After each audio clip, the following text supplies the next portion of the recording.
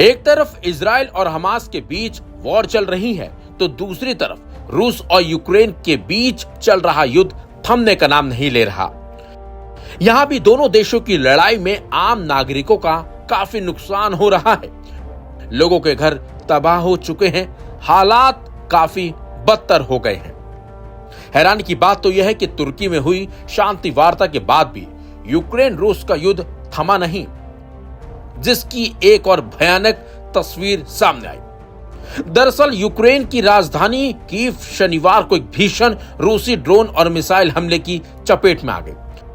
पूरे कीव शहर में धमाकों और मशीन गनों की आवाजें गूंजती रहीं, जिससे अफरा तफरी का माहौल बन गया और हजारों लोगों को सबवे स्टेशनों में शरण लेनी पड़ी।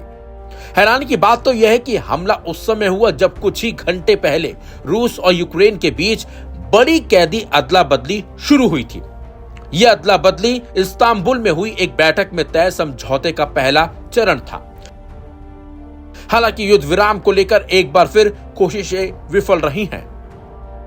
इन हमलों को लेकर कीव की सैन्य प्रशासन के कार्यवाहक प्रमुख तैमूर तोकाचेंको ने बताया कि रूसी हमले में कम से कम 4 जिलों में मिसाइलों और ड्रोन के टुकड़े गिरे।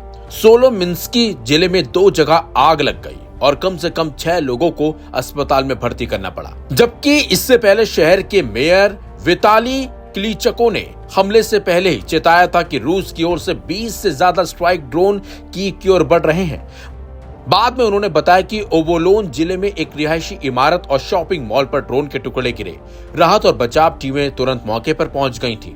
बता दें आपको, शुक्रवार को शुरू हुई कैदी अदला बदली के पहले चरण में यूक्रेन अपने 390 नागरिकों और सैनिकों को वापस लाया। राष्ट्रपति व्लादिमीर जेलेंस्की ने कहा कि सप्ताहांत तक ये अब तक का सबसे बड़ा कैदी आदान प्रदान होगा। वहीं रूस के रक्षा मंत्रालय ने भी पुष्टि की है कि उसे भी उतने ही कैदी यूक्रेन से वापस मिले हैं। यह अदला बदली बेलारूस की सीमा पर हुई, जहां रूस के कैदियों को इलाज के लिए ले जाया गया। बेलारूस में जब रूसी सैनिक अस्पताल पहुंचे तो वहां उनके परिजन हाथों में तस्वीरें लिए अपनों को पहचानने की कोशिश कर रहे थे। हालांकि कैदियों की अदला बदली को तुर्की के विदेश मंत्री हाकन फिदान ने विश्वास बहाली की पहल बताया, लेकिन क्रेमलिन प्रवक्ता दिमित्री पेस्कोव ने साफ किया कि अगली शांति वार्ता की जगह को लेकर कोई सहमति अभी नहीं बनी है।